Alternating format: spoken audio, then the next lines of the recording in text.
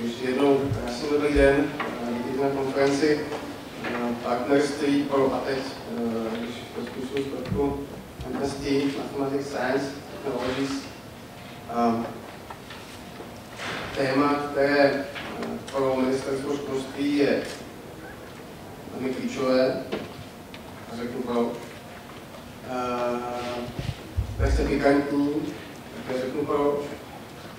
A životně důležité, také řeknu proč. Klíčové pro nás z toho důvodu, neboť nejen v České republice, ale obecně celoevropskou záležitostí je hledání cesty, jakým způsobem zvýšit konkurenceschopnost evropského hospodářského prostoru jednotlivých členských států. Všichni víme, že základní podmínkou pro jakýkoliv potenciál zvyšování konkurenceschopnosti národních ekonomik, a když využiju kolega Santého, o tom bude mluvit ještě mnohem déle a hlouběji, je velmi kvalitně vzdělaná společnost, velmi kvalitně vzdělaná pracovní síla v oborech, které můžeme označit jako technické, a které máme tu zkratku MST. A pokud hodláme obstát v těch současných životních časech, musíme být schopni dostat se v otázce technického vzdělávání, technických oborů, matematice, přírodních vědách na skutečnou špičku. A jedním z hlavních úkolů ministerstva školství je tento procesu na pomoci stimulovat prostředí a vytvořit podmínky jak pro školy a pro soukromý sektor, tak aby ten proces zvyšování kvality vzdělávání těch oborů byl co možná efektivnější a samozřejmě také co možná rychlejší. Samozřejmě čas nám ubíhá a něco, které možná bylo před 10, 20 či 30 let. Říkal jsem pikantní. Pikantní proto, že nám to trvá už relativně dlouho. Kolega zmínil předsednictví České republiky v strategický rámec. A stále hledáme ty optimálnější cesty a všichni víme a cítíme, že jsme ještě nenašli. Ještě nejsme u konce. Že jsme 100% připraveni. Můžeme být stále mnohem lepší. Když se podíváme na výsledky našich studentů, když se podíváme na výsledky našich studentů, když se podíváme na to, co požaduje od nás soukromý sektor, oblasti vzdělání, pracovní síly, kvalifikovaných pracovníků. Stále máme ještě mnohé co dohánět.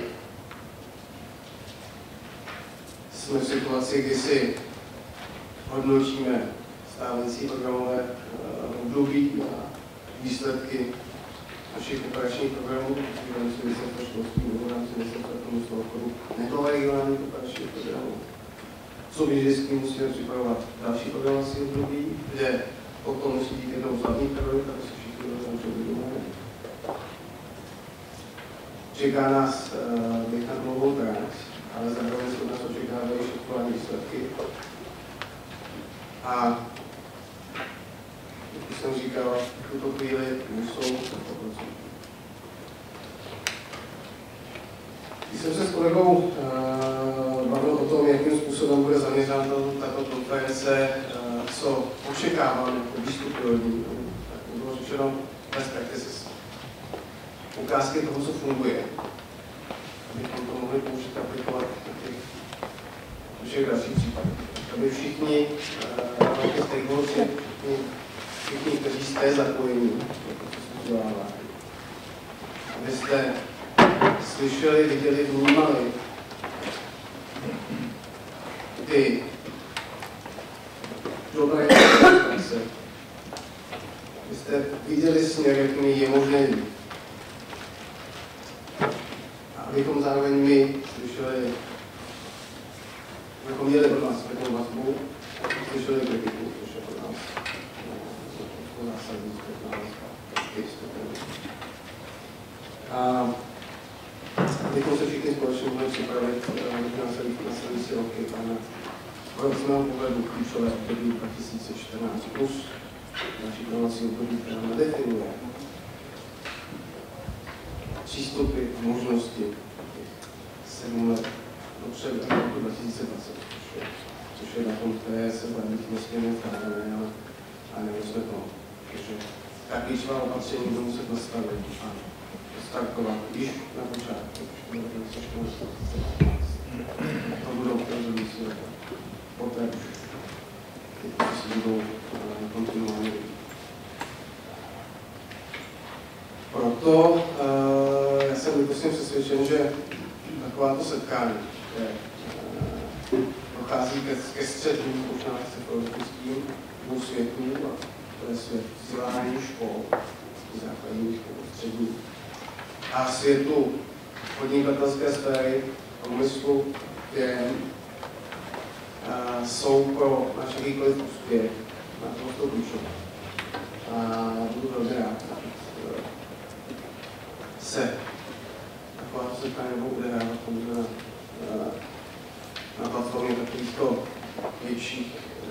větších setkání a konferencí, ale taktéž na uzavřenějších klinických fórech regionů. A zamyslet to školství ústí, protože toto bude maximálně já už nebudu dál zdržovat, protože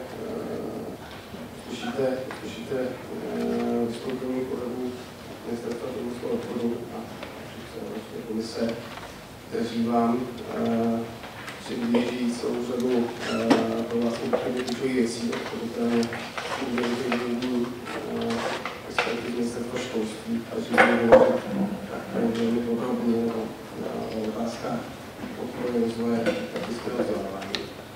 Já mu přeji úspěšné a klidné 2 jednací dny. Pevně věřím, že to setkání bude pro vás maximálně přínosné. Se těším na souhrn postřehu a doporučení, která mi posléze moji kolegové předloží. Tak moc ještě jednou hezký den.